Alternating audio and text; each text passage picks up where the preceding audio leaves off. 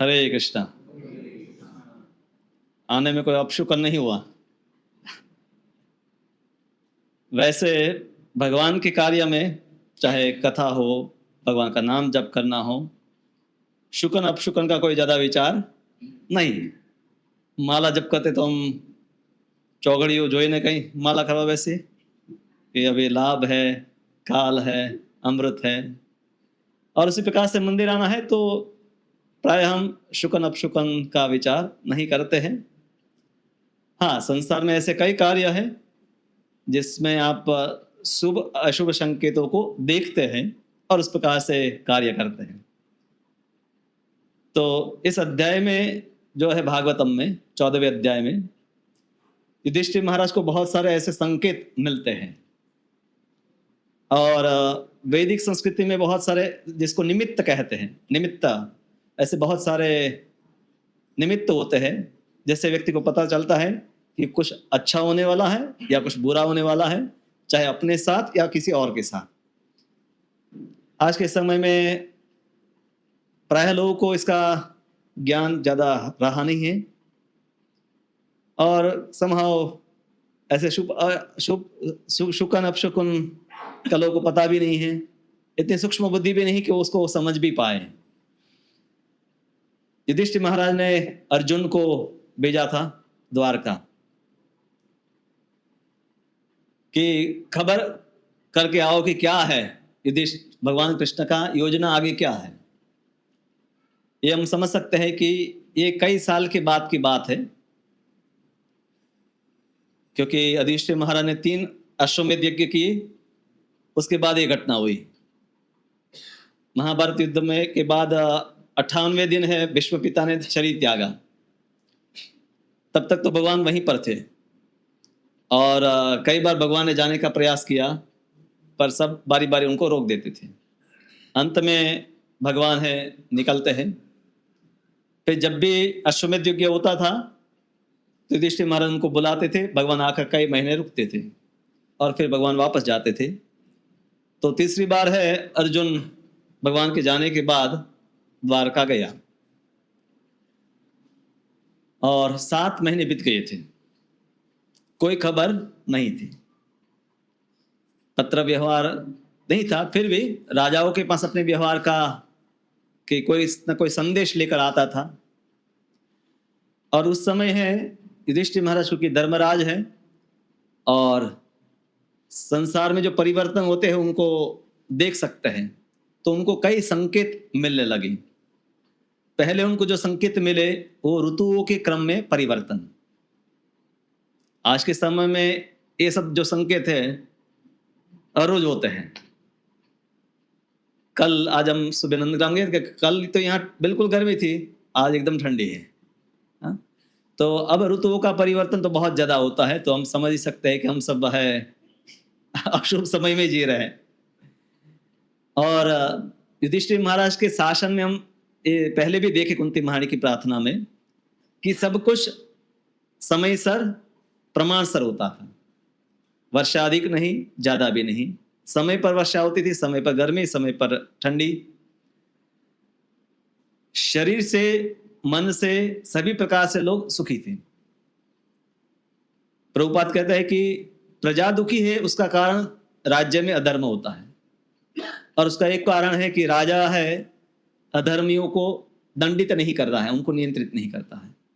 और इसीलिए पूर्व काल में अगर कोई राज्य में किसी को दुख होता था तो राजा के पास जाकर फरियाद करता था। जैसे भागवत में आता है कि द्वारका में एक ब्राह्मण आकर भगवान को फरियाद करता है कि मेरा पुत्र मेरे से पहले मर गया और इसका कारण आपने क्योंकि यह है कुछ अधर्म किया होगा तब ऐसा हो रहा होगा, तो इसका उपाय आप करो। आजकल आप क्या ऐसी फरियाद कर सकते हैं? हाँ, कि आप बीमार हो गए हैं, घर में कोई मर गया है, तो आप सरकार से फरियाद नहीं कर सकते। पर वो समय में ऐसी घटनाएं कभी कभी होती थी, इसलिए तुरंत ध्यान में आ जाता था कि कहीं ना कहीं कोई अधर्म हो रहा है।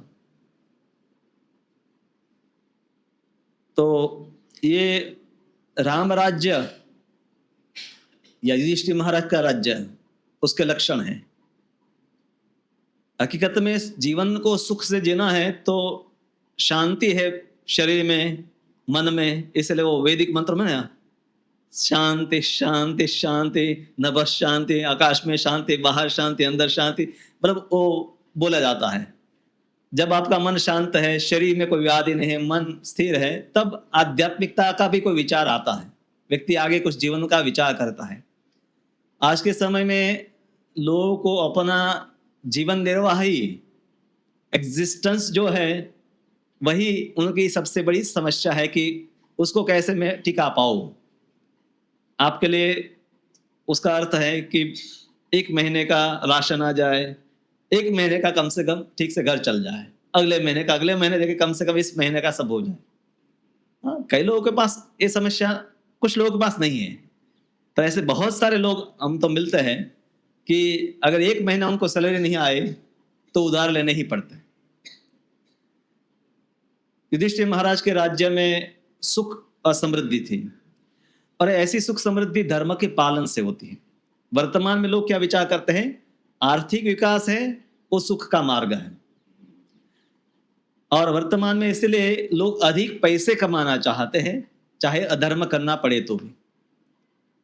पर अधिक पैसे से अधिक लोग सुखी नहीं है। अधिक सुविधाएं प्राप्त कर सकते हैं, अधिक सुख प्राप्त नहीं कर सकते। जैसे आप एयर कंडीशन घर में लगा सकते हैं, पर आपको एसिडिटी है उसका कुछ कर नहीं सकते, वहां एयर कंडीशन नहीं लग सकता। ऐसी ऐसी वस्तु है लोगों की कि बाहर कितनी भी सुविधा कर देते हैं, पर उनको तकलीफें जो है उसको दूर नहीं कर पाते हैं। पूर्व काल में लोगों को यह विज्ञान पता था कि धर्म का पालन करने से शरीर भी सुखी रहता है, मन भी सुखी रहता है, समाज भी सुखी रहता है। इसलिए धर्म का पालन करो, और इसलिए व्यक्ति किसी भी कीमत पर धर्म छोड़ता नहीं था। हम देखते हैं कि मुगलों का जब आक्रमण हुआ तो कई लोगों को डराया गया, लोग मर गए पर धर्म को त्यागे नहीं, क्योंकि उनको पता है कि धर्म ही धारण करता है जीवों को, और उसी से हमारा अस्तित्व है। तो ऋतुओं का क्रम बदलने लगा, वसंत में वर्षा या शरद आने लगी। फिर उन्होंने लोगों के स्वभाव में परिवर्तन देखा। आप कोई कुछ लोगों से हमेशा व्यवहार करते हैं, हमेशा प्रेम से ही व्यवहार करता है, पर एक दिन आप उनके घर गए और आपको घर के अंदर ही नहीं आने दिया, आपके ऊपर चिल्लाने लगा, क्यों आ गए हो? तुरंत आप विचार करेंगे तो कभी ऐसा व्यवहार नहीं करता था, अचानक क्या हो गया? तो युधिष्ठिर महाराज अपने राज्य में देख पाए, क्योंकि राजा की बहुत सारी आंखें होती हैं। कैसे? उनके जासूस होते हैं, स्पाई। इवन भगवान राम स्वयं है सामान्य वेश धारण करके नगरों में भ्रमण करते थे, ताकि प्रजा क्या बात करती है राजा के बारे में, राजा की नीतियों के बारे में वो जान सके। तो उसी प्रकार से है, युधिष्ठिर महाराज भी जान पाए कि समाज में अब लोग में काम, क्रोध, लोभ ये बढ़ गया। आज के समय में ऐसा कुछ परिवर्तन अचानक नहीं हो रहा, अब सब वस्तुएं सामान्य हो गई हैं। पहले गांव में या किसी एक को कैंसर होता था तो कैंसर से लोग घबरा जाते थे। आज कैंसर है, ठीक है, ठीक, कैंसर की ट्रीटमेंट चल रही है, बहुत सारे लोगों को है। बड़ौदा में एक भी कैंसर के स्पेशल हॉस्पिटल नहीं थे, अब कितनी सारी है स्पेशल कैंसर के हॉस्पिटल। तो अब ये वस्तु इतनी सामान्य हो गई, ज्यादातर लोग क्रोध करते हैं, तो इसलिए आपको अजीब नहीं लगता कोई क्रोध करता है। पर वो संस्कृति थी कि जहां पर लोग क्रोध, लोभ या असत्य नहीं बोलते थे, लिखते नहीं थे। मकान बेचना है, कुछ कॉन्ट्रैक्ट साइन नहीं होता था, वचन दे दिया उसी से काम हो जाता था। साक्षी गोपाल की प्रसिद्ध कथा है ना, कि वो ब्राह्मण जाता है मथुरा में और वहां युवक मिलता है, सेवा करता है, तो वो प्रसन्न हो जाता है कि ऐसा लड़का ही मेरा पौत्र, मेरी पौत्री का पति बनना चाहे। तो उसने अपने बेटे को नहीं पूछा, क्योंकि घर के वृद्ध है तो उन्हीं की बात चलती थी, और भगवान के सामने वचन दे दिया कि मेरी पौत्री का विवाह तुम्हारे से करवाऊंगा। और काफी लंबे समय समाचार नहीं मिला, तब लड़के को हुआ कि भगवान के सामने जब वचन लिया है तो इस ब्राह्मण का वचन असत्य न जाए, इसीलिए वो आया गांव में। और फिर जब आया तो सब कहें कि साक्षी कौन है? कहा भगवान साक्षी है। ब्राह्मण को और इस लड़के को विश्वास था कि भगवान साक्षी हो सकते हैं। बाकी आप कोर्ट में गए और आप फरियाद किए, आपको पूछा जाए कि कौन साक्षी था, कि भगवान थे, तो तुरंत कहे भगवान को ले आओ, तो हम मानेंगे। उसको भी कटघरे में खड़ा करना पड़ेगा। हाँ, भगवान, हालांकि गीता के ऊपर तो हाथ रखकर लोग खाते हैं, हाँ, सत्य बोलने की कसम। पर साक्षी लोगों के ऊपर इतना विश्वास था कि एक बार व्यक्ति ने वचन दिया, मतलब वो किसी भी काल में उसका पालन करता था। जन सामान्य ऐसे सत्यवादी थे। ऐसा नहीं कि त्रेता युग में सत्यवादी राजा हरिश्चंद्र ही थे, ज्यादातर लोग सत्यवादी ही थे, और राजा उसका सबसे बड़ा उदाहरण है। सभी लोग संयम का पालन करते, राजा में वो सबसे ज्यादा था, हाँ, चक्रवर्ती सम्राटों में। तो दूसरा उन्होंने देखा कि प्रायः उन लोगों में गलत फहमी नहीं होनी चाहिए जो निकट के वो है, जैसे भाई भाई में, भाई बहन में, पति पत्नी में, माता पिता में। तो इनमें काफी अंडरस्टैंडिंग होती है, समझ होती है, एक दूसरे की बात को सिर्फ इशारों से समझ लेते हैं कि क्या चाहते हैं। पर आज के समय में हम देखते हैं कि मिसअंडरस्टैंडिंग, गलत फहमी बहुत ज्यादा है। और ये उन्होंने होते हुए देखा कि अब लोग है, कुछ बोला और दूसरे ने कुछ और समझ लिया, और फिर दोनों में मनमुटाव हो गए। आज के समय में तो एक व्हाट्सएप मैसेज आया, आधा पढ़ा आधा नहीं पढ़ा, तुरंत है शंका लोगों को होने लगती है। फोन आते हैं तो भी गलत फहमी, फोन नहीं आते तो भी गलत फहमी। किसी के ऊपर ज्यादा फोन आ रहे हैं, किसी के तो भी घर में लोग शंका करने लगते हैं, और कोई फोन नहीं आते तो भी शंका करने लगते हैं। व्यक्ति बाहर रहता है तो भी शंका करते हैं, अंदर रहता है तो भी शंका करते हैं। कलयुग में इसी के कारण है लोग स्थिर मन वाले नहीं हैं, लोगों का मन काफी विचलित रहता है। क्योंकि कम से कम व्यक्ति को परिवार में तो ये ऐसा माहौल मिलना चाहिए कि जहां पर एक दूसरे के प्रति जो समझ है उसमें कोई शंका का स्थान ही नहीं होना चाहिए। पर अब हर व्यक्ति दूसरे पर शंका की नजर से ही देखता है। परिवार में भाई भाई, भाई बहन, पति पत्नी, माता पिता और आपस में। तो युधिष्ठिर महाराज है, लोगों में ये वस्तुएं देखी, वातावरण में कई परिवर्तन होते हुए देखे। अब युधिष्ठिर महाराज है, भगवान को बहुत चाहते हैं, तो उनको ये एहसास हुआ कि कुछ तो अधर्म हो रहा है, कुछ गलत हो रहा है। पर कोई व्यक्ति जिसको चाहता है उनका अहित या उनका अहित हो गया होगा ऐसी कल्पना नहीं करता है। वो अंतिम विचार उसका होता है कि उनका कुछ गलत ना हो गया हो। तो युधिष्ठिर महाराज भी अंत में वो विचार करते हैं जब उनको और कई कारण नहीं मिलते हैं। तो उन्होंने स्वयं अनुभव किया कि मेरी बाईं आंख, पुरुषों के लिए बाईं आंख और स्त्रियों के लिए दाईं आंख, भुजा और जांघ बार बार फड़क रही है। आज वैज्ञानिक उसके कुछ दूसरे कारण बताएंगे, क्योंकि या तो आपके नर्व्स के ऊपर प्रेशर है या ब्लड सर्कुलेशन, आधुनिक लोग उसके अलग अलग कारण बताएंगे। परंतु ये संकेत कई बार लोगों को होते हैं। हाँ, किसी को पूरा दिन अगर चल रहा है, बाईं आंख फड़क रही है, तब तो फिर डॉक्टर के पास ही जाना चाहिए। फिर अशुभ संकेत शुभ संकेत की विचार नहीं करना है। बीमारी में भी ऐसे होता है कि आपके हाथ में या पैर में जो है नमनेस आ गई, या जैसे आप बैठे हैं कुर्सी पर लंबे समय एक स्थिति में, तो वहां पर वो विचार नहीं है, पर कुछ काल के लिए, कुछ क्षणों के लिए ऐसा संकेत होते हैं। और खास करके जो लोग सत्वगुण में हैं, वो ऐसे सूक्ष्म परिवर्तन को तुरंत देख लेते हैं कि कुछ तो भगवान इससे मुझे इंगित कर रहे हैं। ऐसे भागवत में कई जगह वर्णन है, चाहे हिरण्याक्ष और हिरण्यकशिपु का जन्म हुआ, महाभारत में जब दुर्योधन का जन्म हुआ, जब भी असुरों के जन्म होते हैं तब भी ऐसे बुरे संकेत संसार में देखे गए हैं।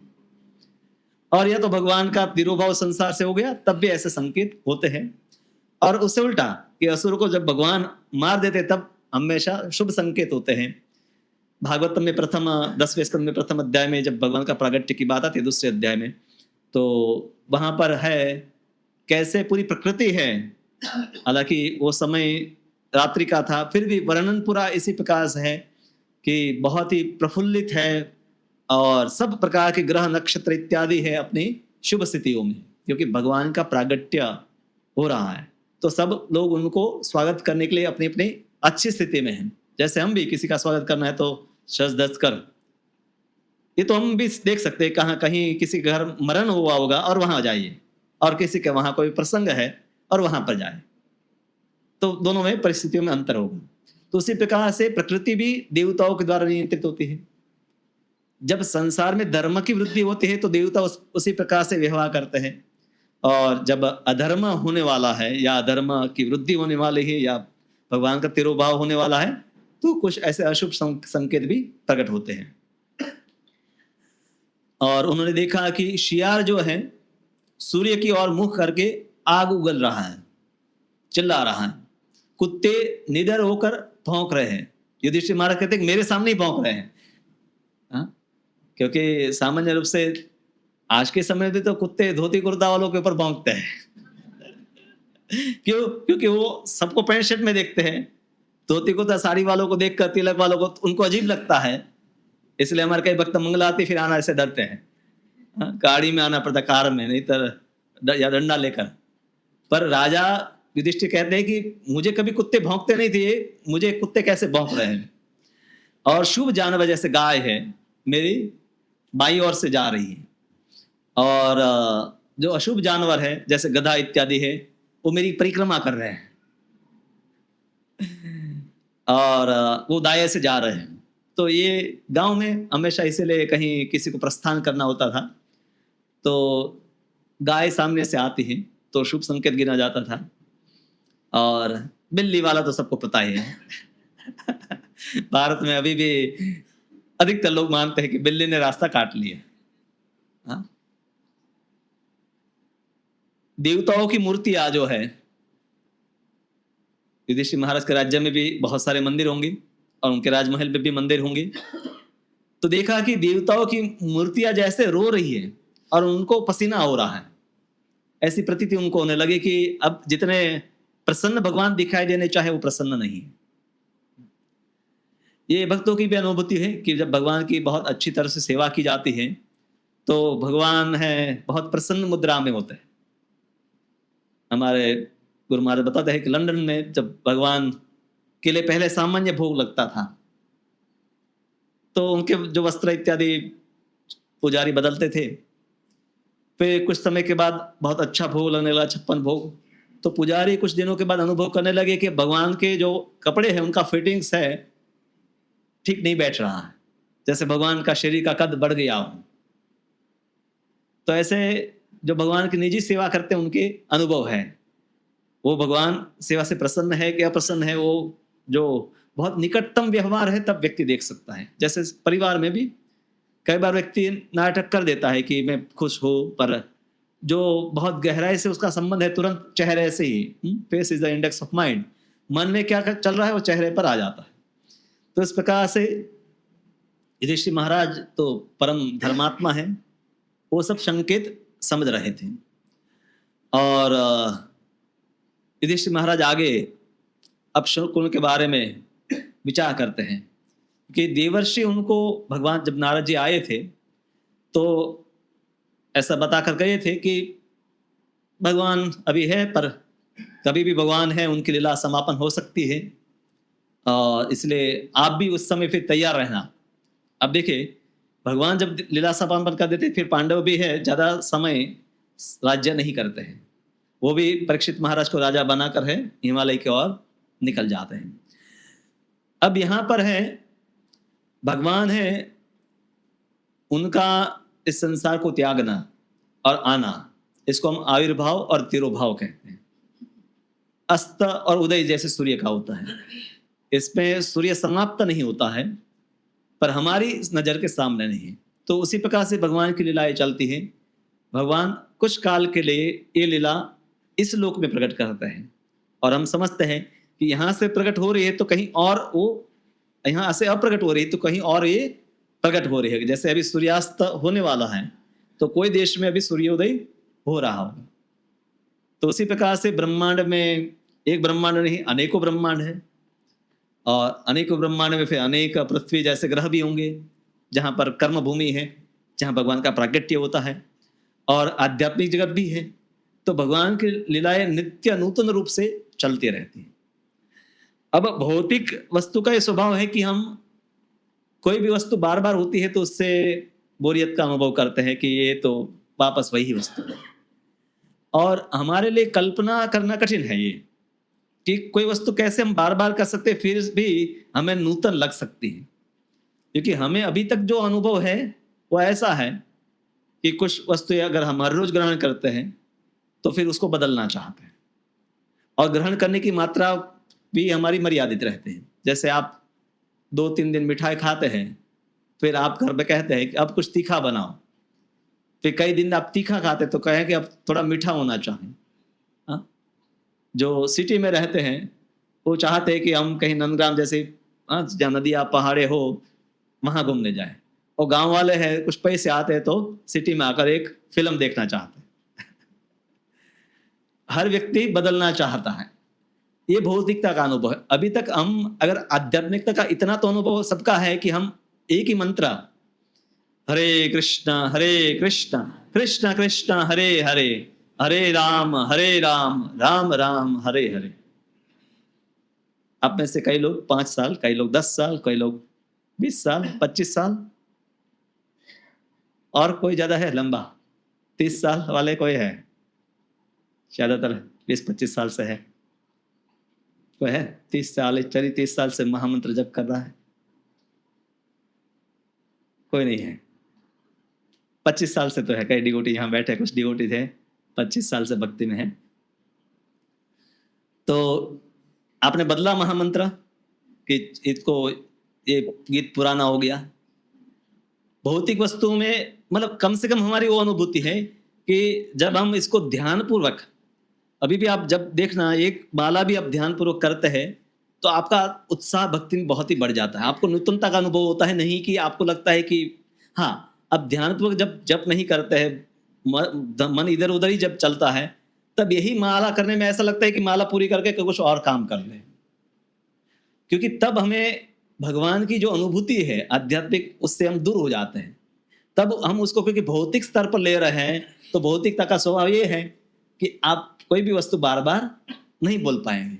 चाय बेचने वाला भी चाय चाय बोलता रहता है, वो तो उसको बेचना है इसीलिए।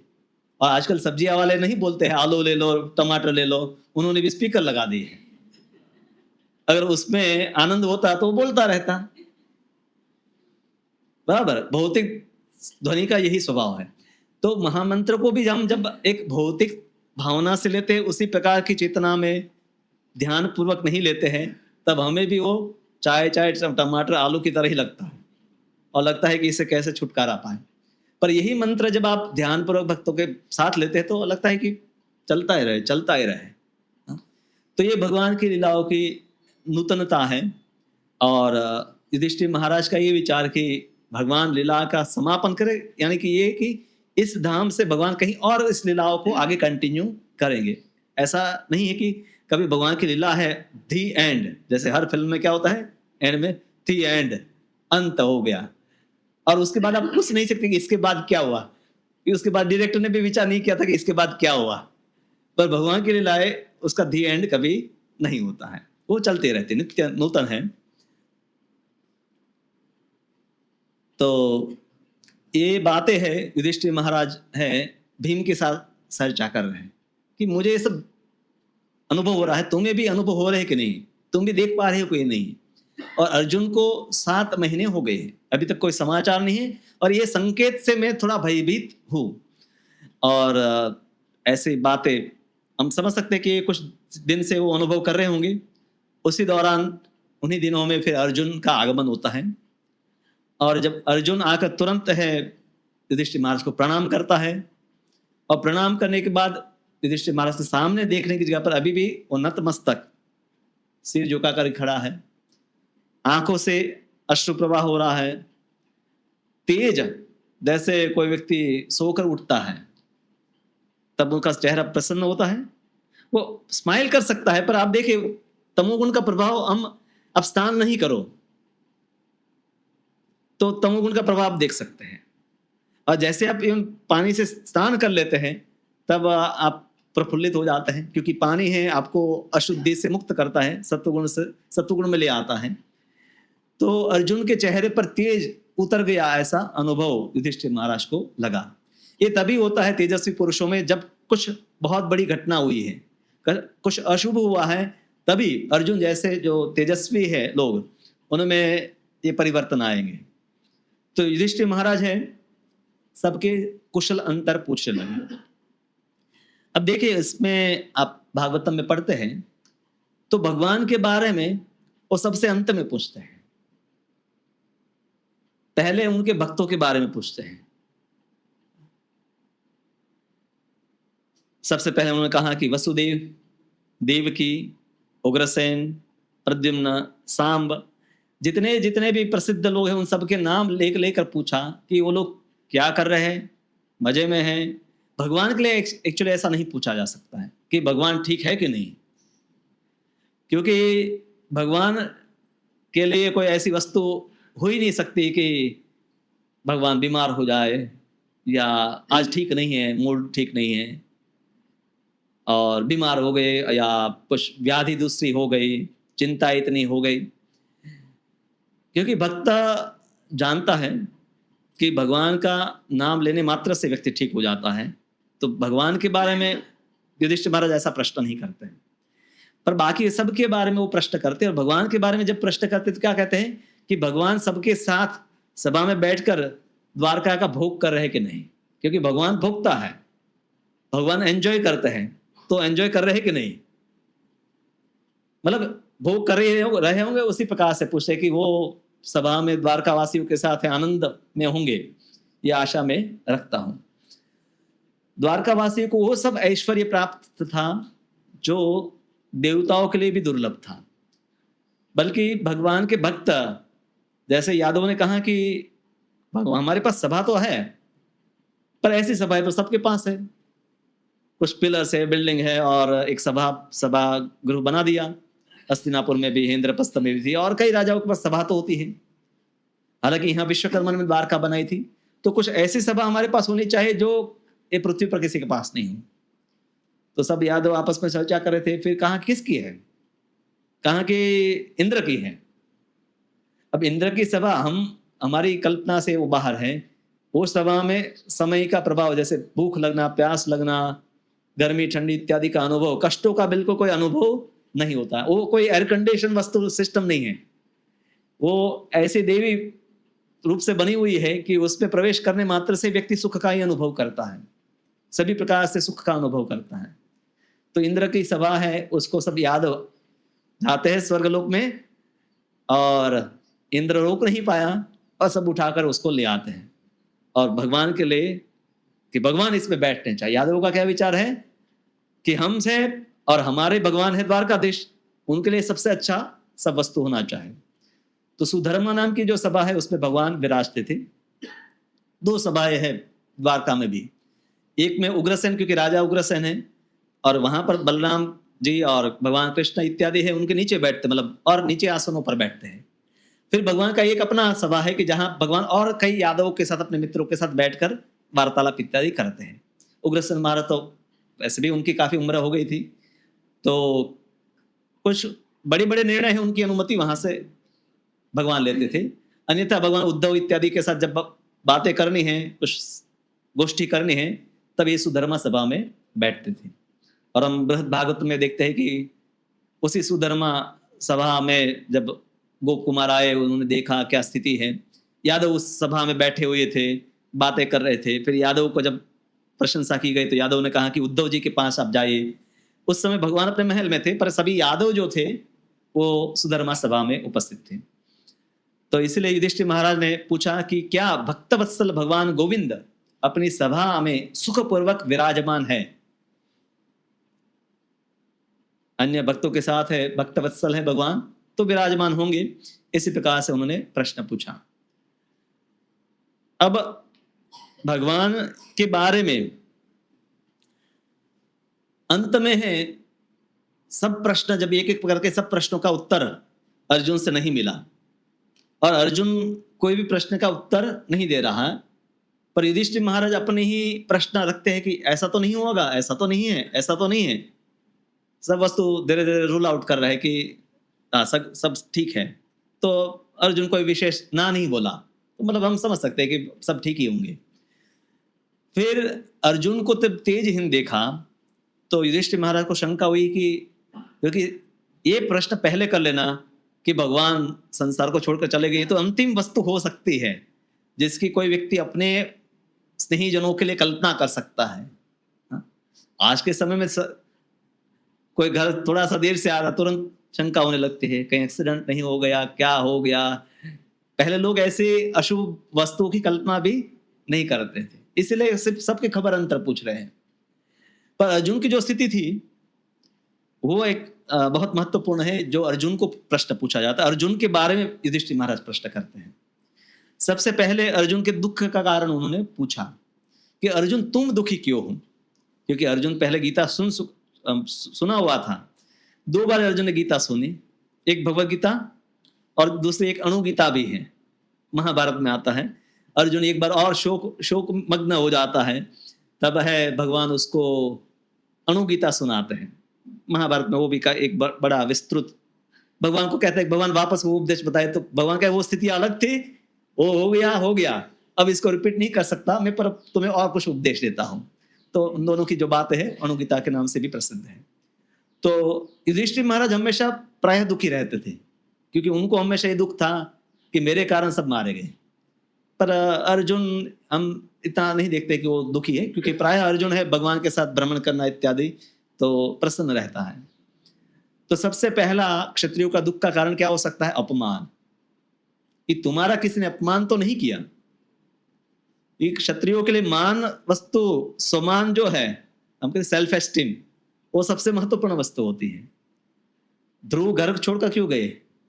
उनकी सेल्फ एस्टीम जो थी कि मैं क्षत्रिय हूं, मेरे पिता है, उनकी गोद में मुझे बैठने नहीं दी। राज्य तो मांग नहीं रहे थे। एक बच्चा और ज्यादा से ज्यादा क्या चाहता है कि अपने पिताजी की गोद में बैठे, और तब उसने चाहा कि जब उसका दूसरा भाई बैठा है तो उसको लगा मेरे पिताजी मुझे भी गोद में बैठाए। ज्यादा कोई डिमांड नहीं थी उसकी कोई, और वहां मामला निपट सकता था। पर जब है सुरुचि ने बैठने का प्रयास जब करा था, हाथ पकड़कर नीचे उतार दिया और कहा कि तुम इसके अधिकारी नहीं हो, तुम्हें अगर बैठना है तो मेरी कोख से जन्म लेना होगा। यानी कि तुम ये शरीर छोड़ दो, फिर कुछ तप करो, फिर मेरे पुत्र बनो, तो ये संभव है, अन्यथा तुम इसके अधिकारी नहीं हो। हालांकि वो अधिकारी है क्योंकि राजा का ही पुत्र है, कोई ऐसा तो नहीं कि दासी के पुत्र है। राजा जो है उन्हीं के 2 विवाहिता पत्नियां हैं, सुरुचि और सुनीति, पर राजा ने उनको वो अधिकार नहीं दिया, क्योंकि एक के प्रति उनका ज्यादा लगाव था, इसलिए उस बात को वहां पर उन्होंने अपनी पत्नी को नहीं रोका। तो वहां पर है ध्रुव महाराज। अब ध्रुव महाराज उस समय भक्ता नहीं है, सामान्य रूप से भक्ता अपना अपमान जो है सहन करता है। अमानिना मान देना कीर्तनीय सदा हरि। तो भक्ता कीर्तन जो करता है वो सतत कीर्तन इसलिए कर पाता है क्योंकि वो मान की आशा नहीं करता है और दूसरों को मान देता है।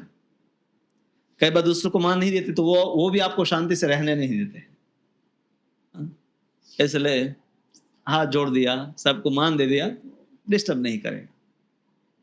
कई बार आपको शांति से समाज में जो जीना है ना, जो सम्मान मांगते हो उनको सम्मान दे दो, कुछ और क्या ले जाएंगे। और हमारे सम्मान देने से ऐसा तो कुछ नहीं कि हमारा कुछ कम हो गया। सम्मान तो ऐसी वस्तु नहीं कि पैसे है बैंक में, थोड़े पैसे आपके चले गए। ये राजनीति में विशेष रूप से बताया जाता है। युधिष्ठिर महाराज को जब भीष्म पिता उपदेश देते हैं तो कहा कि राजा सबको खुश रख सकता है प्रिय वाणी का प्रयोग करके, समय समय पर प्रजा को उपहार देकर और उनको अच्छी बातें बताकर।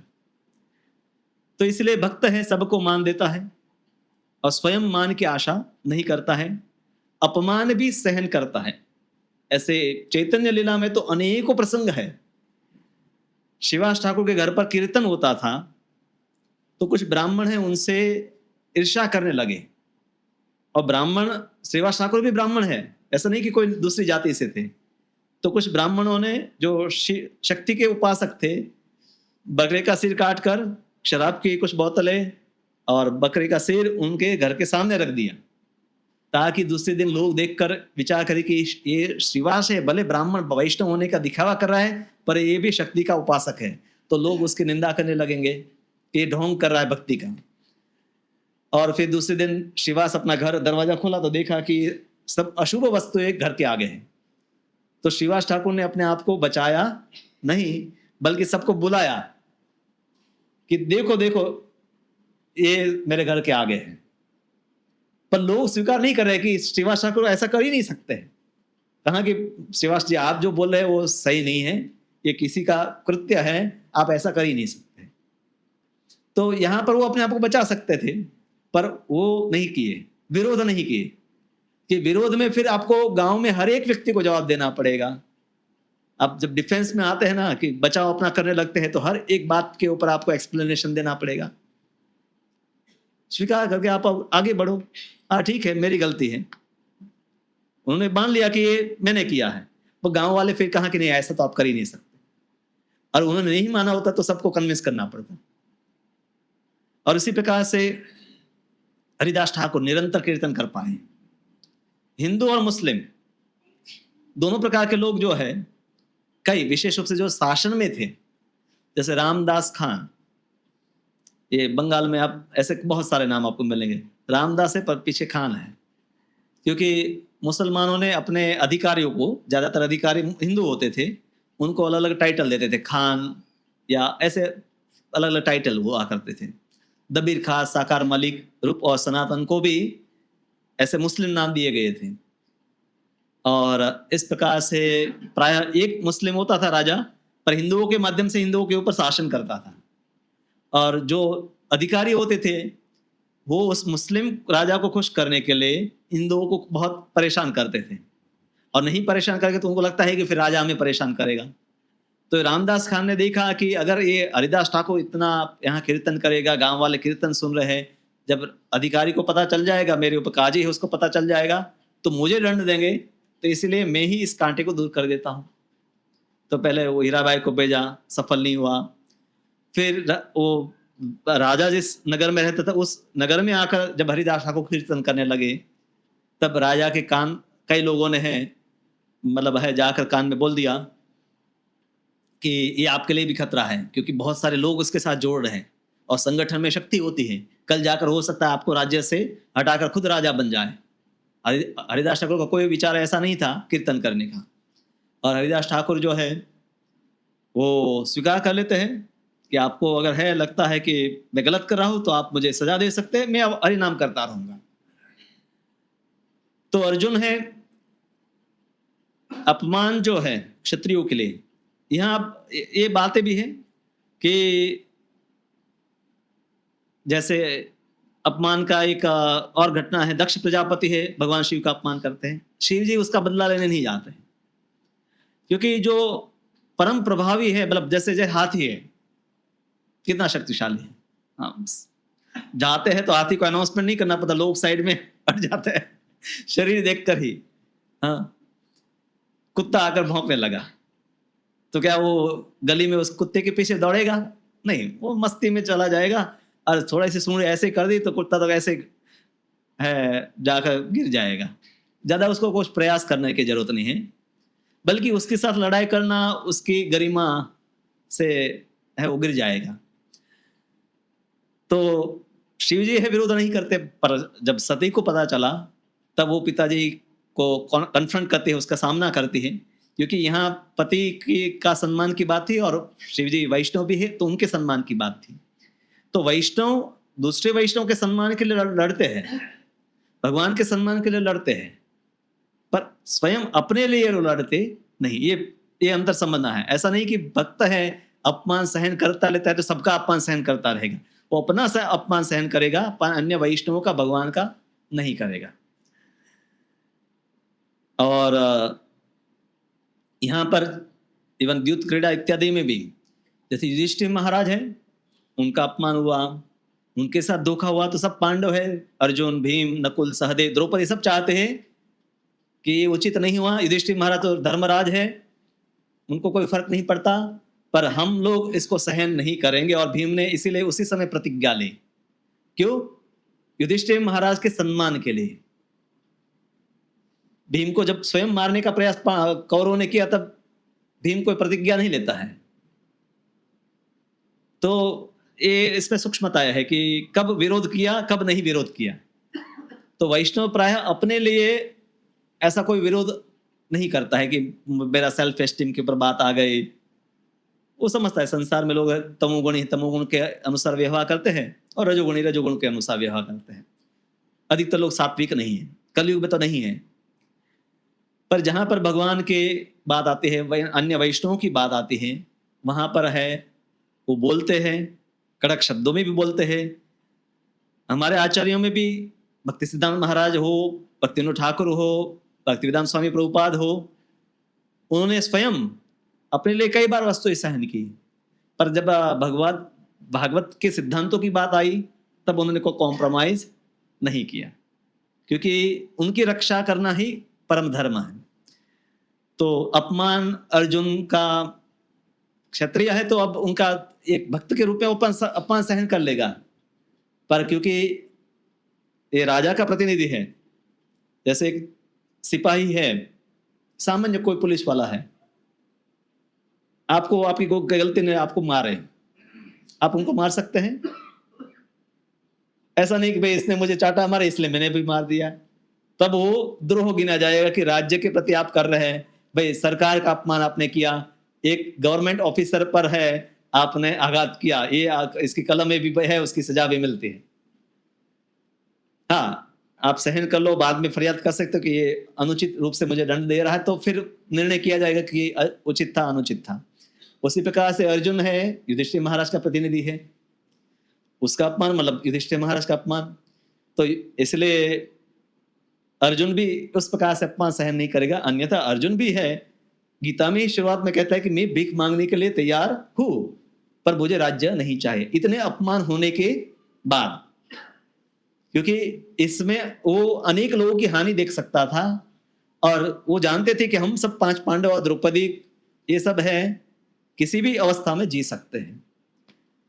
तो इसलिए जब ऐसे प्रश्न पूछे जाते हैं, तो हमें उनको एक सामान्य व्यक्ति को जैसे पूछा जाता है उस प्रकार से नहीं समझना चाहिए कि अर्जुन का भी अपमान हो सकता है। तो अगर वो अपमान को ग्रहण करता है, मतलब वो मानता है कि मेरा अपमान हुआ है, तो उसके पीछे भी ऐसे कारण होते हैं।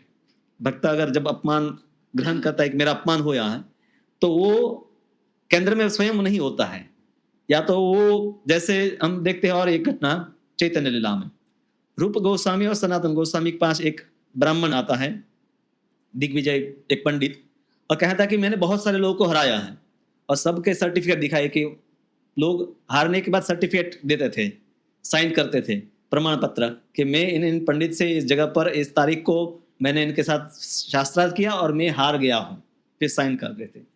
तो रूप और सनातन गोस्वामी के पास गए, रूप गोस्वामी और सनातन गोस्वामी ने बिना शास्त्रार्थ किए उनको लिख दिया कि हम हार गए। अब फिर जीव गोस्वामी के पास एक पंडित चला गया, देखो तुम्हारे चाचा जो है उन्होंने लिख दिया है कि वो हार गए, तुम भी लिख दो, तुम तो छोटे ही हो। तो जीव गोस्वामी लिखते नहीं, उनके साथ शास्त्रार्थ करते, उनको परास्त करते हैं। और ये बात जब रूप और सनातन को पता चली, तो जीव गोस्वामी को डांटते हैं, क्योंकि तुमने समय बिगाड़ा होते इसके साथ।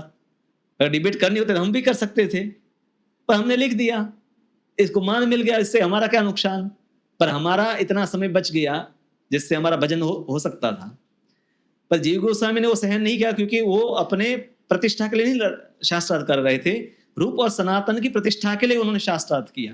कहा कि भले मुझे रूप और सनातन है त्याग दे, पर उनकी प्रतिष्ठा है वो रहनी चाहिए, इसलिए वहां पर वो अपमान सहन नहीं करते हैं। तो ऐसी कई सूक्ष्म बातें हैं। फिर कहा कि तुमने जरूरियातमंद जो याचक है उनको दान देने का वचन दिया, पर हो सकता है तुम दान को पूरा नहीं कर पाए, वचन को पूरा नहीं कर पाए। क्षत्रियों को दान देना, और प्रायः जब दान देने से पहले वचन दे देते हैं, कि मैं, जैसे बलि महाराज हाथ में जल लेकर मंत्र बोलकर कहते हैं कि मैं इस ब्राह्मण को 3 कदम भूमि है दान करता हूं। अब ये एक बार बोल दिया, मतलब अब उसके प्राण भी चले जाए, उनको पूरा करना है। तो क्षत्रिय ऐसे वचन देते थे, और परिस्थिति ऐसी कोई बने कि वचन पूरा ना कर पाए, तो क्षत्रिय का तेज, क्योंकि वो अपने आप ही वो ग्लानि का अनुभव करेगा, उस ग्लानि के कारण उसका तेज कम हो जाएगा। तो ये धर्म का तुमसे पालन ना हुआ हो तो हो सकता है कि तुम दुखी हो। किसी ब्राह्मण, बच्चे, गाय, वृद्ध या शरण में आए व्यक्ति की तुमने रक्षा नहीं की होगी। क्षत्रियों के लिए प्राण से भी इन लोगों की रक्षा है महत्वपूर्ण बताई गई है।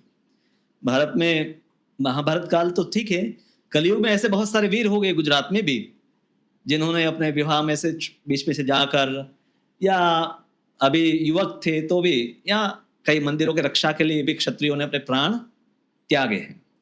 कि ब्राह्मणों की रक्षा, बच्चों की रक्षा, गायों की रक्षा, वृद्धों की, शरण में आए हुए व्यक्ति की रक्षा, एक क्षत्रियों का परम धर्म है।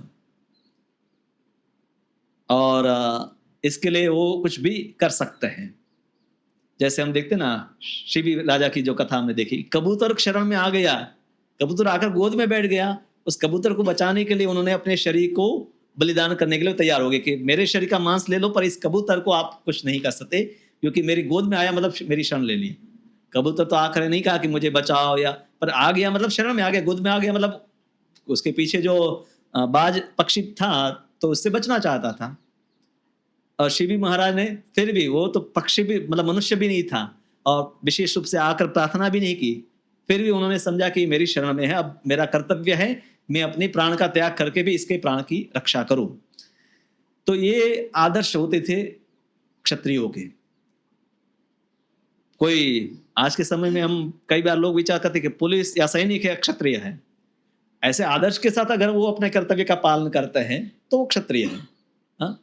तो कितने हैं रिश्वत के बिना अधिकतर लोग काम नहीं कर रहे, खास करके पुलिस में तो हम जानते हैं काफी सारे लोग रिश्वत लेते हैं।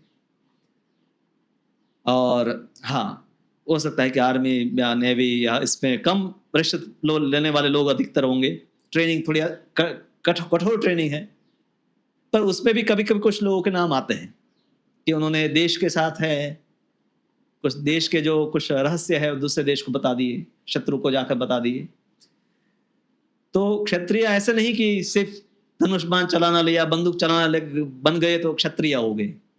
क्षत्रिय यानी कि जो शरण देने के लिए सक्षम है, सबकी रक्षा का भार उठा सकता है, तो क्षत्रिय है। मेरे आश्रय में आया है, अब मेरा एक कर्तव्य है कि उसका पालन हो, उसका रक्षा हो, ये भाव क्षत्रियों में होता है। लीडरशिप यही है ना कि जो जिसका मैं नेतृत्व करता हूं उनको सही दिशा में लेकर जाना, उनकी जवाबदारी लेना, तो इसलिए वो लीडर है। हाँ, और प्रभुपाद कहते हैं कि आज के जो लीडर्स हैं, खास करके जो राजनेता हैं, अपने पुत्रों को कहीं मिलिट्री में भेजते हैं। जैसे पाकिस्तान में से बहुत सारे आतंकवादी भारत में आते हैं ना कई बार आक्रमण करने के लिए, बड़े नेताओं के पुत्र कितनी बार आतंकवादी बनकर आए, एक भी बार नहीं। इनके तो सब विदेश में बच्चे पढ़ रहे हैं, वो गांव के जो गरीब है उनको प्रलोभन देकर उनको भेज देते हैं कि तुम जाकर मरो। ये क्षत्रिय नहीं है, ये दुष्ट है। हाँ? ये किसी भी प्रकार से क्षत्रिय नहीं, क्षत्रियों का विकृत रूप है। हाँ? बिगड़ा हुआ रूप है। बाकी युद्ध में अर्जुन भी था तो अभिमन्यु भी था, द्रौपदी के 5 पुत्र भी थे, युधिष्ठिर महाराज भी युद्ध में खड़े थे। युद्ध में जब वर्णन आता है कौन कौन सामने खड़ा है, तो सामने भी है दुर्योधन है, भीष्म पिता है, वृद्ध है तो भी वहां खड़े हैं, सबसे आगे खड़े हैं।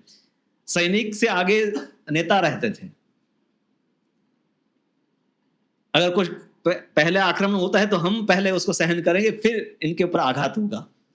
तो ये व्यक्ति वास्तव में है नेतृत्व कर सकता है कि जो स्वयं है तकलीफों को उठाए, झेले और दूसरों को रक्षण प्रदान करे, सुरक्षा करे उनकी।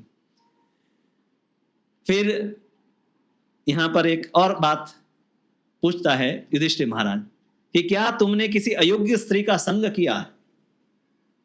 हम जानते हैं कि अर्जुन है द्रौपदी से विवाह किए, सुभद्रा देवी का अपहरण करके विवाह किया बाद में। फिर उलूपी और चित्रांगदा के साथ विवाह की घटनाएं थोड़ी भिन्न प्रकार से हैं। तो ये वैदिक संस्कृति में एक प्रथा के रूप में था कि प्राय ऐसे कोई क्षत्रिय है, उनको कोई इस प्रकार से स्त्री अप्रोच करे और वो किसी की पत्नी ना हो, ऐसा नहीं कि कोई गृहिणी है वो ऐसा अप्रोच करे, वो अधर्म हो जाएगा। तो कोई कन्या है और उनसे विवाह का प्रस्ताव रखे और वो योग्य है तो क्षत्रिय को उसको स्वीकार करना है। हाँ, जैसे अगर वो क्षत्रिय है और सामने ब्राह्मण की कोई कन्या है तो वो स्वीकार नहीं करेगा। जैसे याति महाराज देवयानी जब कहते हैं, देवयानी कुएं में गिर गई थी, शर्मिष्ठा ने उसको धक्का देकर कुएं में डाल दिया और फिर वस्त्र भी सब ले लिए थे शर्मिष्ठा ने, और फिर याति महाराज जब आते तब अपने उपवस्त्र उसको देते थे, फिर कुएं से बाहर निकालते हैं। देवयानी कहा कि मैंने कभी पुरुष का स्पर्श नहीं किया, आपने मेरा हाथ पकड़ा है तो आप ही मेरे पति हैं। तो याति महाराज पूछते हैं कि तुम किसकी पुत्री हो? कहा कि मैं शुक्राचार्य की पुत्री हूँ। कहा वो तो ब्राह्मण है, मैं ब्राह्मण की पुत्री से विवाह नहीं कर सकता, ये प्रतिलोम माना जाता है। हाँ, कोई क्षत्रिय है तो उनकी पुत्री से विवाह कर सकता हो। जैसे हम देखते हैं कि भरत है, शकुंतला से विवाह करते हैं। शकुंतला है, कण्व मुनि के आश्रम में थी, तो उनसे आकर्षित होते हैं और अन्य आश्रम की जो और स्त्रियां हैं उनको पूछते हैं कि कौन है, क्योंकि ऋषि की पुत्री जैसी लग रही थी, वेश ऐसा था, वन में रहती थी। तब वो कहते हैं कि ये कण्व की पुत्री है। तो कहा दुष्यंत को विश्वास नहीं हुआ, क्योंकि उनको अपने मन पर भरोसा था कि कोई अगर क्षत्रिय की पुत्री होगी तभी मेरा मन उसमें आकर्षित होगा, अन्यथा ब्राह्मण की कन्या है तो मेरा मन उसमें आकर्षित नहीं होगा। और फिर पता भी चला कि ये विश्वामित्र की पुत्री है। मेनका और विश्वामित्र से शकुंतला का जन्म हुआ था। तो इस प्रकार से क्षत्रियों में ये प्रथा, पूर्व काल में हम देखते हैं कि ऐसे कई कुछ प्रसंग है कि जिसमें क्षत्रिय राजा के पास जाकर किसी कन्या ने इस प्रकार से अप्रोच किया और उनसे उनको पुत्र की प्राप्ति हुई और पत्नी के रूप में उनको, जैसे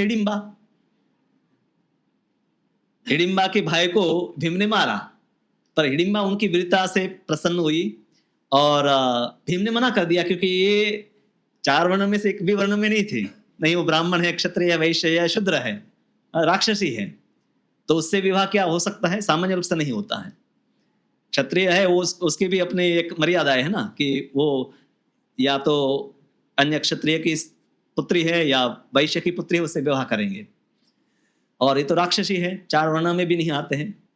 पर कुंती महारानी वहां पर सैंक्शन करते हैं कि ये उचित है। तो जब एक अथॉरिटी ने उनको अनुमति दी, क्योंकि कुंती महारानी भी धर्म में स्थित है और उनका मन भी कोई गलत वस्तु के लिए अनुमति नहीं देगा, और तब है भीम है उसको स्वीकार करता है हिडिंबा को। तो इस प्रकार से युधिष्ठिर महाराज ये शंका भी दूर करना चाहते थे। फिर कहा कि तुमने बड़ों और बच्चों के खिलाए बिना स्वयं भोजन तो नहीं कर लिया। देखिए ये भी बहुत महत्वपूर्ण है। हमारा तेज ये सब वस्तुएं करने से, ये जो प्रश्न पूछ रहे हैं ना युधिष्ठिर महाराज, ऐसे ये विभिन्न प्रकार के अधर्म बताए गए हैं, शिष्ट जो मर्यादाओं का अतिक्रमण बताया गया है। और जैसे जैसे व्यक्ति की मर्यादाओं का अतिक्रमण करता है तो उसका तेज, आयुष्य, ये सब धीरे धीरे कम हो जाता है।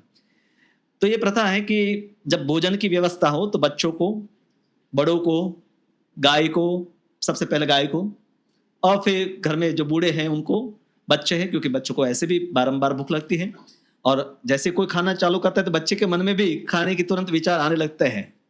तो अगर सामने कोई बच्चा है तो उसको हमेशा पहले खिलाकर स्वयं खाना चाहिए। और प्रभुपाद और लिखते तात्पर्य में, और ये वैदिक प्रथा है कि गृहस्थ को हमेशा अगर कोई मेहमान है या कोई भूखा व्यक्ति है, वो अनजान भी है, तो उनको पहले खिलाकर स्वयं भोजन करना चाहिए। आज के समय में सब वस्तु व्यापार है, भोजन व्यापार हो गया है, तो फिर भी भक्तों को ये प्रयास करना चाहिए। हमारे गुरु महाराज भी कहते हैं कि भक्त यात्रा भी करते हैं ट्रेन में, बस में, तो अपने साथ कुछ न कुछ प्रसाद उनको रखना चाहिए। और अगर स्वयं भोजन कर रहे हैं और कुछ लोग हैं तो उनको प्रसाद देना है। ले तो अच्छा है, नहीं ले तो ठीक है, फोर्स नहीं कर सकते, क्योंकि ट्रेन में तो लिखा है ना कि भाई अनजान व्यक्ति से कुछ लेना नहीं है। कुछ लोग श्रद्धावान होते हैं, ले लेते हैं। पर कोई भिक्षा मांगने आ जाए, आप जैसे भोजन कर रहे हैं, अब कई बार कार में आप जाते तो अक्सर ट्रैफिक पॉइंट पर होते हैं, तो ये अच्छा है कि भक्त अपने साथ में कुछ प्रसाद रखे और उनको कुछ दे, मतलब मांगे तो व्यक्ति को कुछ देना चाहिए जो भी उसकी क्षमता है, और सबसे अच्छा देना है या तो प्रभुपाद की किताब दे या तो प्रसाद वितरण करे। पैसे का दुरुपयोग हो सकता है पर प्रसाद का दुरुपयोग नहीं होगा, और इस प्रकार से देने से उनकी भावना कठोर नहीं होगी। जब आप बार बार कोई मांगता है और नहीं देते हैं तो आपका हृदय कठोर हो जाता है, आप में निष्ठुरता आ जाती है। तो भक्तों के लिए ज़्यादा उचित है, इसलिए गुरु महाराज हमेशा यात्रा करते तो अपने साथ कुछ प्रसाद रखते हैं। और ट्रेन के स्टेशन पर हम जब भी गुरु महाराज को लेने जाते हैं, कीर्तन होता है, तो जब कई भक्त है घर से कुछ बना कर ले आते हैं तो गुरु महाराज है भक्तों को भी बांटते हैं, और वहाँ अनजान भी लोग हैं उनको भी गुरु महाराज बांटते हैं। प्रसाद कोई भी ले सकता है, इसके लिए कोई ऐसा नहीं कि ये अधिकारी है ये अधिकारी नहीं है। तो ये सब वस्तु है, युधिष्ठिर महाराज उनको पूछते हैं कि ये सब तो तुम्हारे साथ नहीं हुआ और इसके कारण तुम्हारा तेज है कम हो गया हो। क्योंकि एक क्षत्रिय के लिए और खास करके युधिष्ठिर महाराज के भाई है, उस रूप में उनको तो धर्म का हमेशा पालन करना है, और कहीं धर्म में मतलब कुछ भी कमी हो गई तो वो उसका तेज है कम हो जाता है। युधिष्ठिर महाराज एक बात और कहते हैं कि क्या तुम्हारे से अयोग्य लोगों से हार तो नहीं गए। और आपको पता ही ये प्रसंग आता है कि अब इसके पे बहुत सारी भ्रांतियां भी लोगों की है कि भगवान जब अपने धाम में चले गए और फिर अर्जुन लेकर आता है, भगवान की रानियों को लेकर आता है, फिर कुछ लोग हैं ग्वाले आते हैं उनके साथ लड़ाई करते हैं, अर्जुन को हरा देते हैं। अर्जुन विचार करता है कि वही गांडीव है, वही मैं हूँ, मेरे शस्त्र इनके ऊपर काम क्यों नहीं कर रहे हैं। इसका काफी मैंने विस्तार से पहले एक वीडियो भी भेजा था यूट्यूब पर, इसमें बहुत विस्तृत शास्त्रों के प्रमाण से सब बताया है कि किस प्रकार से ऐसी लीलाओं को समझना है। क्या अर्जुन बाहुबल भी इसका इतना कम हो गया कि सामान्य जो ग्वाले हैं उनसे हार गया। और भगवान की पत्नियों को कौन लूट सकता है। भगवान क्या इतने मतलब रक्षा, मतलब भगवान अपने धाम में चले गए ठीक है, पर इतनी अव्यवस्था हो जाए कि भगवान की स्वयं की अपनी पत्नियां हैं उनको कोई लूट कर चला जाए। हाँ? तो इसमें कई आचार्य है उसमें शास्त्र की कई बातें बताई हैं कि बाल के रूप में, वो ग्वालों के रूप में भी भगवान ही आते हैं, और उन रानियों की कुछ इच्छा ऐसी पूर्वक ही रही है कि उनके साथ ये घटना होती है कि उनको जैसे कोई बाहर का कोई व्यक्ति लूट रहा है, पर हकीकत में वो कोई बाहर का नहीं है, वो भगवान ही दूसरे रूप में आए हैं। और अर्जुन है क्षत्रिय है, बाहुबल तो उसमें होता ही है, और भगवान की बड़ा इच्छा है, इसलिए वहां पर अर्जुन हार जाता है और उनका प्रतिकार नहीं कर सकता। जैसे सामान्य रूप से शिव जी कभी भी माया से भ्रमित नहीं होते हैं, क्योंकि माया तो उनकी दासी है। दुर्गा देवी जो है, आज शिवरात्रि है ना, तो दुर्गा देवी उनकी सेविका है, अधिष्ठात्री नहीं है। वो जगत की अधिष्ठात्री है पर शिव उसके ऊपर है। हाँ? देवी धाम के ऊपर महेश धाम है, महेश धाम देवी धाम के नीचे नहीं है। पर शिव जी मोहिनी से मोहित हो जाते हैं। भगवान जब चाहते हैं तब ऐसा हो सकता है, अन्यथा शिव जी कभी मोहित नहीं होते हैं। तो इसी प्रकार से अर्जुन है, अर्जुन का हारना एक भगवान की लीला के भाग के रूप में है। और ऐसी कुछ लीलाएं जो महाभारत इत्यादि में वर्णित है, वो असुरों को भ्रमित करने के लिए है। जैसे मौसल लीला, जिसमें यादव का नाश होना, आपस में लड़ना और मर जाना, तो उसको सामान्य दुर्घटना के रूप में नहीं समझना चाहिए। लोग इस प्रकार से लेंगे और कहेंगे कि देखिए यादव भी सब आपस में शराब पीकर सब लंपट हो गए और सब आपस में लड़े और मर गए। इतना क्या व्यक्ति शराब में अंधा हो जाता है कि एक दूसरे को, हजारों लोगों को मार दे। हाँ, कोई भी शराब पिया, दो चार चाटे मारे उसको तो नशा उतर जाता है व्यक्ति का। कई बार देखते हैं ना, लोग दो चार मारते हैं और उसका नशा उतर जाता है। तो यादव इतने अंधे हो गए थे कि ऐसी कौन सी शराब थी कि यादव ने आपस में एक दूसरे को, कृष्ण बलराम उपस्थित है, मतलब सब वहां पर है, कृष्ण के सब पुत्र वहां पर है, और आपस में एक दूसरे को मार रहे हैं और सब समाप्त हो गए, और तब तक एक दूसरे को मारते रहे जब तक वो मर नहीं गए। तो ऐसे वर्णनों को जो भक्त नहीं है उनको भ्रमित करने के लिए किया गया है। और भगवान की एक ऐसी लीलाएं है कि जो हुई है फिर भी नहीं हुई है, ऐसा समझना है। जैसे विराट रूप है, है फिर भी नहीं है। नदियाँ भगवान के खून की नलियाँ है, वृक्ष है भगवान के बाल है, पहाड़ है भगवान की हड्डियाँ है, सूर्य चंद्र भगवान की आंख है। इसका मेल हम नहीं एक शरीर के रूप में मेल नहीं बिठा पाएंगे, पर शास्त्र में विराट रूप का इसी प्रकार से वर्णन है। तो उसी प्रकार से इन लीलाओं को देखना चाहिए और वैष्णव इनके पीछे के रहस्य को जानते हैं। पर जो नहीं जानते वो भगवान को एक सामान्य व्यक्ति मान लेगा और उनसे दूर रहेगा। तो कुछ लीलाओं को भगवान करते हैं असुरों को भ्रमित करने के लिए, मोहित करने के लिए। जैसे बुद्ध के द्वारा शून्यवाद का ज्ञान देना कि वेद को मत मानो, मुझे मानो। और बुद्ध कौन है? भगवान के अवतार। तो अंत में वो भगवान को ही मान रहे हैं। तो इस प्रकार से भगवान असुरों को कई बार भ्रमित करते हैं अपने लीलाओं से, अपने उपदेशों से भी। अंत में युधिष्ठिर महाराज है, जब अब धैर्य उनका खत्म हो रहा था, सब कुछ पूछ लिया, द्वारकावासियों के बारे में पूछ लिया, सबकी खबर अंतर पूछ ली, अंत में भगवान के बारे में पूछते हैं। कश्चित प्रेष्ठ तमे नाथ हृदयेनात्म बंधुना शून्योस्मे रहितो नित्यम मन्यसे अन्यथा न रुक। हे भाई, क्या तुम अपने सबसे घनिष्ठ मित्र भगवान कृष्ण से रहित हो गए हो? मुझे लगता है कि तुम्हारे इस गहरे दुख और शून्यता का इसके अलावा और कोई कारण नहीं है। युधिष्ठिर महाराज जानते हैं कि अर्जुन कभी धर्म से विचलित नहीं हो सकता। पूरा लाइफ का उनके पास है ना रिकॉर्ड, जानते हैं कि अर्जुन कभी भी धर्म से विचलित नहीं हुआ। तो ये प्रश्न तो पूछने के लिए पूछ लिए, पर उनको पूरा विश्वास था कि अर्जुन धर्म में स्थित है। और जब भगवान सब इस धाम में है, तो द्वारकावासी भी सब ठीक ठाक ही होंगे, उनकी कुशल मंगल ही होगा। जिनके जीवन में भगवान है उसमें कुशल मंगलम औपचारिक व्यवहार है, इसलिए पूछते हैं भक्तों को भी, ठीक है, मजे में है। पर हमें सुनने वाले को हमेशा उत्तर उसी रूप में देना है कि मेरे स्वास्थ्य के बारे में, मेरे नौकरी के बारे में नहीं भक्त पूछ रहे हैं, मेरी भक्ति कैसी चल रही है उसका पूछ रहे। ठीक है, मतलब आपकी ठीक से माला चल रही है, स्वस्थ है, आपका मन स्थिर है कि नहीं, ये समझना है। हमारे से ज्येष्ठ कोई भक्त हमें हमारा हाल पूछे तो हमें अपना आध्यात्मिक हाल जो है वो बताना है।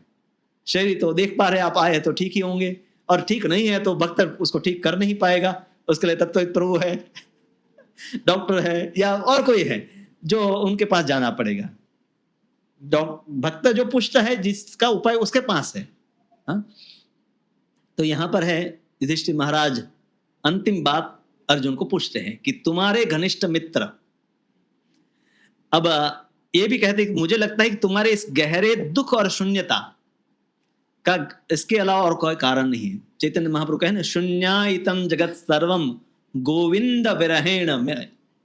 चैतन्य महाप्रभु हर पल ये अनुभव करते थे कि गोविंद के बिना मैं हूं और इसलिए जगत शून्य जैसा है। अब हमें शून्यता का अनुभव कब होता है पता है? आज के समय शून्यता का अनुभव जब सबके पास मोबाइल जब नहीं है, तब लगता है कि जीवन में कुछ चल नहीं रहा, सब खाली खाली है। अभी जैसे हम नंदग्राम गए, तो ठीक है, नंदग्राम जाते तो सामान्य रूप से हम मोबाइल को बाहर निकालते नहीं, कॉल आता है तभी निकालते हैं। तो जैसे प्रवेश करते हैं तब तभी ऐसा लगता है कि पूरा संसार है खाली हो गया है, शांति है, कोई चहल पहल नहीं है ज्यादा, कोई व्हीकल नहीं इधर उधर नहीं जा रहे, कोई बिल बोर्ड्स नहीं लगाए हैं, बख्ता है, सब तिलक वाले हैं और गौ सेवा हो रही है, कीर्तन हो रहा है, तो आध्यात्मिक वातावरण है। तो भौतिकता वहां शून्य हो जाती है। तो भक्त के लिए भगवान की अनुपस्थिति जो है वो इस प्रकार का अनुभव है। इसलिए पर अब भगवान प्रभुपाद कहते हैं कि सापेक्ष नहीं है, निरपेक्ष है। तो उनके शून्यता मतलब उनकी उपस्थिति या अनुपस्थिति एक जैसा प्रभाव करने वाली होती है। जैसे हमारी अनुपस्थिति है उसका प्रभाव अलग होगा, हमारी उपस्थिति का प्रभाव अलग होगा। तो भगवान के लिए ऐसा नहीं। इसलिए ब्रजवासी कभी वृंदावन को छोड़कर वापस मथुरा भी नहीं गए और नहीं द्वारका जाकर कहा कि भगवान आपने 16,108 रानियों के लिए मकान दिए, तो हम लोग को भी एक एक फ्लैट दे दीजिए या कुछ मकान दे दीजिए, कुछ व्यवस्था हमारी भी हो जाए। हम क्या जीवन भर ये गोबर ही उठाते रहेंगे, गाय चराते रहेंगे?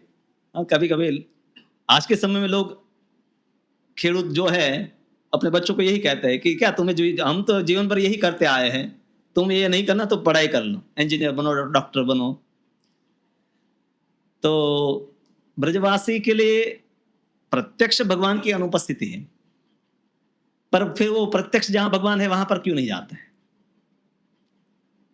क्योंकि उससे कोई फर्क नहीं पड़ेगा उनके दुख में, क्योंकि जैसे भगवान को मिलेंगे वापस मन में शंका आएगी कि भगवान चले जाएंगे, क्योंकि हमेशा भगवान सामने तो हम 24 घंटे तो एक गोपी के सामने या मित्र के सामने या माता पिता के सामने नहीं रहते। जैसे दिन में सखाओं के साथ है, सुबह शाम माता पिता के साथ है, रात्रि में गोपियों के साथ है।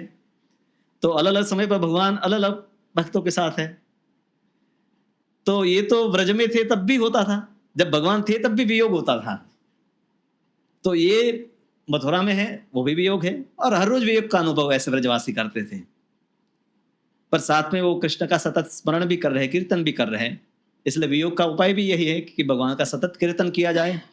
हरे कृष्ण कृष्ण कृष्ण हरे हरे, हरे राम राम राम हरे हरे। तो यही है भगवान के निकट रहने का उपाय, रहस्य यही है कि नाम भगवान है, ये समझ ले हम। तो भगवान से हम कभी दूर नहीं है। भगवान को आपने देखा है? देखा ही नहीं है, मैंने उनको सुना भी है, मैंने उनको चखा भी है, मैं उनको सूंघा भी है, स्पर्श भी किया है। भगवान सिर्फ आंखों का ही विषय नहीं है, सभी इंद्रियों का विषय है, सभी प्रकार से अनुभूति का विषय है। और नाम के रूप में अनुभूति सबसे सरल और सबके लिए उपलब्ध है। बाकी अनुभूति कभी कभी हो सकती है, जैसे दर्शन आप मंदिर आकर कर सकते हैं, पर नाम के रूप में कान और जिह्वा, ये भगवान ने ऐसे दो साधन दिए हैं कि जिससे दिन भर आप है प्रजल्प करके अपने मस्तिष्क को बिगाड़ सकते हैं, मन को इधर उधर ज्यादा विचलित कर सकते हैं, और यही कान और जिह्वा को प्रयोग करके आप शुद्ध भक्त बन सकते हैं। सेवोन्मुखी जिह्वादो स्वयं स्फुरत्यदः। तो जिह्वा से सेवा करने से ही भगवान की अनुभूति स्वयं है। और वो जब भगवान देखते हैं कि जीव गंभीरता से मेरे नाम लेने का प्रयास करता है, तो वो अपने आप को प्रकट कर देते हैं। और जब भगवान अपने आप को प्रकट कर देते हैं तो माया टाटा बाय बाय करने के लिए भी खड़ी नहीं रहती है। सूर्य का प्रकाश आता है तो ऐसा लगता है कि अंधकार धीरे धीरे धीरे जा रहा है, अंधकार क्षण मात्र में ही चला जाता है, बल्कि जाते हुए हम उसको देखते ही नहीं है, प्रकाश जैसे हो जाता है। उसी प्रकार से भगवान की उपस्थिति मात्र से ही हम माया से मुक्त हो सकते हैं, और कोई उपाय नहीं। और अनेक उपाय हम कहते हैं, पर सार यही है कि भगवान का नाम है, वही हमें कलयुग के कलमश से बचाएगा और हर प्रकार की विपत्तियों से बचाएगा। अपने जीवन में आने वाले सब अशुभ संकेत जो है, शुभ अशुभ जो भी संकेत, मैंने शुरुआत में आपको प्रश्न पूछा कि आप मंदिर आए तो कुछ अशुभ संकेत हुए, और हुए तो क्या आप रुक गए थे? नहीं रुकना चाहे। भक्ति के लिए उसका प्रतीक्षा नहीं करना है। आप कोई प्रसंग करना है, जैसे विवाह इत्यादि करना, तो आप कहते हैं भाई कब मुहूर्त है कि शुभ मुहूर्त है, या कुछ जोड़ी बनानी है तो आप ज्योतिष में कुंडली देखते हैं। पर भक्ति करने के लिए शुभ अशुभ इत्यादि कोई क्षण की प्रतीक्षा हमें नहीं करनी है। जैसे ही भगवान का नाम लेते हैं वो सबसे शुभ क्षण है, और नहीं लेते हैं वो सबसे अशुभ क्षण होता है। तो यहाँ पर हमें बहुत सारी वस्तुएं हैं युधिष्ठिर महाराज की बातों से। ये सब बातें युधिष्ठिर महाराज ही बोल रहे हैं, बल्कि अब देखिए अर्जुन की ज्यादा बातें हैं भगवद गीता में। अर्जुन और भगवान का डायलॉग, उसमें भी अर्जुन प्राय प्रश्न पूछता है, अधिकतर श्लोक है भगवान ने बोले हैं। भागवत में युधिष्ठिर महाराज के द्वारा बहुत सारी बातें हैं, और ये पूरा अध्याय ऐसा ही समझो युधिष्ठिर महाराज ही बोल रहे हैं, और वही बातें बाद में सुत गोस्वामी हैं और शौनक आदि ऋषियों को सुनाया और घटनाएं हैं। तो एक तो है कि प्रकृति के संकेत हमें मिलते हैं, हम सबको मिले हुए हैं प्रकृति के संकेत। किस किस के बाल सफेद हो गए हैं, संकेत मिल रहे हैं ना, मेरे भी हैं, संकेत मिल गए हैं। प्रकृति हमें संकेत देती है कि अब हमें क्या करना है। इन संकेतों को हम समझे नहीं और हम आंखें बंद करके ही चलते रहे तो भगवान कहे, वो है ना, एक व्यक्ति पूरा गांव डूबने वाला था, म्यूनिसिपालिटी ने घोषणा की, बार बार माइक लेकर आ रहे थे, पानी भरने लगा, बोट लेकर भी आए कि अब जो भी है सब छत के ऊपर भी चढ़ गए, वो भी आ जाओ। एक व्यक्ति विचार कर रहा था कि भगवान जब आएंगे तब मैं बचाऊंगा। फिर मर गया, जाकर पूछा यमराज को कि मैं इतना भक्ति करता हूँ, भगवान क्यों नहीं आए? कहा कि ये अनाउंसमेंट करवाया, नाव लेकर भेजा, कितने कितने प्रकार से भगवान तुम्हें बचाने आए। भगवान हमेशा किसी न किसी के माध्यम से करते हैं और तुम उसको नहीं स्वीकार करते हो और कहना कि भगवान कैसे बचाते हैं। तो चाहे हम किसी प्रभु से सुने, पुस्तक में पढ़े, या केवल कई बार इवन भक्त नहीं उनसे भी हमें संकेत मिलते हैं। हाँ, कई बार भक्त नहीं होते, वो भी कहते हैं ना कि ऐसे कई बार बूढ़ा कोई व्यक्ति है थिएटर में चले जाए तो लोग कहे काका मंदिर जा તમારે જવાનું છે, તમે રસ્તો ભૂલી ગયા લાગા છો। हाँ, इस्कॉन मंदिर से आइनॉक्स में नहीं जवान, तुम्हें इस्कॉन में जाओ। बने आइनॉक्स भी आइनॉक्स इस आई से चालू होता है, इस्कॉन भी आई से शुरू होता है। आपने कुछ गलत टाइप कर दिया लगता है। कई बार अभक्त भी हमें संदेश देते हैं कि तुम्हें क्या करना है। संकेत भक्तों से नहीं, अभक्तों से भी मिलते हैं, प्रकृति से भी मिलते हैं। सत्वगुण में जो व्यक्ति होता है ऐसे संकेतों को समझ लेता है, और तमोगुण में है बारंबार संकेत मिलते हैं फिर भी समझता नहीं है। और फिर यहाँ युधिष्ठिर महाराज है, भगवान के ऊपर कैसे निर्भर है, उनकी राज्य लक्ष्मी इत्यादि कहते हैं कि भगवान के कारण ही हम सब, हमारा वैभव है। और साथ में एक गृहस्थ व्यक्ति के क्या धर्म होते हैं, अर्जुन को जो प्रश्न पूछे है उसमें एक क्षत्रिय का धर्म और गृहस्थ का धर्म है, और उसका पालन कैसे न करने से व्यक्ति तेजहीन हो जाता है और उसका पालन करना चाहिए, ये बातें भी है हमें सीखने मिलती हैं। तो बहुत सारी शिक्षाएं इस अध्याय में हैं, और जो भी कृष्ण का नाम लेता है उसके लिए सब कुछ शुभ है। फिर भी एक भक्त के लिए भगवान की प्रत्यक्ष उपस्थिति, पांडव इस पहले अध्याय में ये बात भीष्म पिता ही कहते हैं, जब ये स्तुति आती है भीष्म स्तुति में ही, कि एक भक्त भी सत्संग में जुड़ता है तो दुस्संग से दूर हो जाता है, और फिर वो सत्संग को एक बार भी जिस नाम लिया वो भक्ति को छोड़ नहीं पाता है। तो पांडव जिनके साथ भगवान खाते बैठते उठते सोते थे, वो भगवान के विरह को कैसे सहन कर सकते, नहीं सहन कर सकते हैं। फिर भी भगवान भगवान है, वो प्रेम बढ़ाने के लिए ऐसे लीलाएं करते रहते हैं। वो अगर साथ में रहे तो भी भक्त सुखी है, दुखी है, आध्यात्मिक है, इसलिए आप उसको सुख भी बोलो दुख भी बोलो, अलग अलग दृष्टिकोण है, पर वो स्थिति आध्यात्मिक है। इसलिए वो दोनों से संसार के सुख और दुख से परे हैं, और इसलिए पांडव है अपना धर्म समझ गए। और ये संकेत जब अर्जुन देता है तो युधिष्ठिर महाराज है, आगे अध्याय में हम देखेंगे कि कैसे स्वयं तैयारी कर लेते हैं कि अब भगवान ने हमें बता दिया कि हमें क्या करना है। हरे कृष्ण। श्रील प्रभुपाद की।